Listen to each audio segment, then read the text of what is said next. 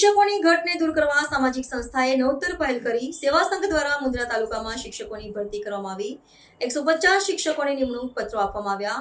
પ્રાથમિક માધ્યમિક અને ઉચ્ચતર માધ્યમિક શાળાઓમાં શિક્ષકોની ભરતી કરવામાં આવી। મનોજ કરશે હું દેસલપર કંઠી ગામમાંથી આવું છું અને આજે અહીં સર્વ સેવા સંઘ સંસ્થા દ્વારા જે પણ નિમણૂક પત્ર કાર્યક્રમ યોજાયેલ છે તેમાં હું આજે ઉપસ્થિત છું। ત્યારે અહીં જે દેસલપર કંઠી ગામ છે ત્યાં 2 શિક્ષકોની ઘટ હતી અને આ સંસ્થા દ્વારા એ 2 શિક્ષકોની ઘટ આજે પૂર્ણ થયેલી છે, તે બદલ હું તેમનો ખૂબ જ આભાર માનું છું। અને અમારા ગામમાં જે શિક્ષકોની ઘટ છે અને જે વિદ્યાર્થીઓ શિક્ષકથી વંચિત છે એના માટે જે પણ ત્રુટિ થતી હશે તે અમારી તરફથી અમે પૂર્ણ કરવાની કોશિશ કરશું અને જે પણ બનશે સહકાર આપવું એ અમે આપશું। સરકારી શાળામાં મારો પ્રથમ અનુભવ છે, જે મારી કારકિર્દી માટેનો કદાચ મારો પ્રથમ પગથિયું પણ હોઈ શકે, તે બદલ હું એમનો ખૂબ જ આભાર માનું છું અને ખૂબ જ મને હર્ષની લાગણી અનુભવાય છે કે હું કાલથી પ્રાથમિક શાળામાં એક શિક્ષક તરીકેની ફરજ બજાવીશ। આજે અમને ખૂબ આનંદ છે કે અમારી સંસ્થા મારા પૂજ્ય પિતાશ્રી આદરણીય તારાચંદભાઈ છેડાના માર્ગદર્શનમાં શ્રી સર્વ સેવા સંઘ દ્વારા મુન્દ્રા તાલુકાની તમામ સરકારી શાળાઓમાં 150 શિક્ષકોની અમે આજે નિમણૂક પત્ર આપીને નિમણૂક કર્યા છે।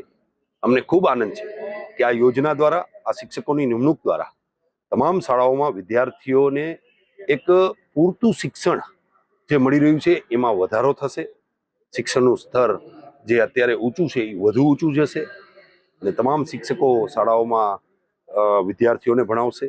હાલ આ 2 મહિના પૂરતી પ્રથમ સત્ર માટે આ યોજના છે। માનનીય નરેન્દ્રભાઈ મોદી સાહેબ અને ભૂપેન્દ્રભાઈ પટેલ સાહેબની કચ્છ પ્રત્યેની લાગણી અને સ્પેશિયલ કેસમાં કચ્છ માટે 2500 શિક્ષકોની નિમણૂકો કરવામાં આવી છે। એ નિમણૂકોની પ્રક્રિયાને સમય લાગી જાય, એ સમય દરમિયાન અમે આ શિક્ષકોની નિમણૂકો કરી છે, એટલે અમને ખૂબ આનંદ છે અને આ શિક્ષકો દ્વારા વિદ્યાર્થીઓને સારું ભણતર મળે એના માટે અમે સૌ આ એક પહેલ કરી છે અને મારા પરિવાર દ્વારા એ શિક્ષકોને વેતન આપવામાં આવશે।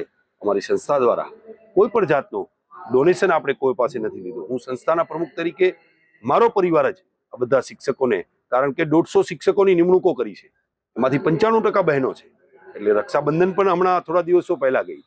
આવનારા દિવસોમાં દિવાળી નવરાત્રિના તહેવારો છે, એટલે એક ભાઈ તરીકે બહેનોને એમનું વેતન સ્વરૂપે, એમની મહેનત છે, મહેનતનું વેતન છે, પણ શરૂઆતથી જ વેતન આપી દઉં એટલે એક ભાઈ તરીકેની પણ મારી ફરજ પૂરી કરું એવું મને લાગે છે।